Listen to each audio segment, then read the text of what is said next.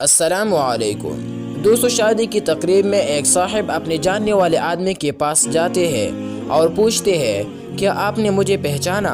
انہوں نے غور سے دیکھا اور کہا ہاں، آپ میرے پرائمری اسکول کے شاگرد ہو، کیا کر رہے ہو آج کل؟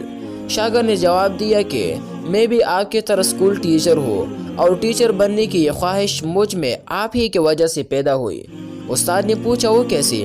شاگرد نے جواب دیا آپ کو یاد ہے کہ ایک بار کلاس کی ایک لڑکی کی بہت خوبصورت گھڑی چوری ہو گئی تھی اور وہ گھڑی میں نے چرائی تھی۔ آپ نے پوری کلاس کو کہا تھا کہ جس نے بھی گھڑی چرائی ہے واپس کر دے۔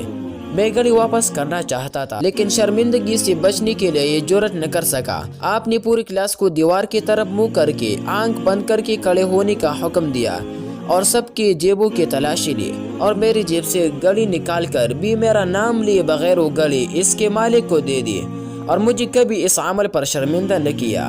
میں نے اسی دن سے استاد بننے کا تیہ کر لیا۔ استاد نے کہا کہ کہانی کچھ یوں ہے کہ تلاشی کے دوران میں نے بھی اپنی آنکھیں بند کر لی تھی اور مجھے بھی آج ہی پتہ چلا ہے کہ وہ گھڑی آپ نے چرائی تھی۔ کیا ہم ایسے استاد بن سکتے ہیں دوستو جو اپنے اعمال سے بچوں کو استاد بننے کی ترغیب دے سکے، نہ کہ چھوٹی چھوٹی غلطیوں پر بچوں کو پوری کلاس کے سامنے شرمندہ کرے؟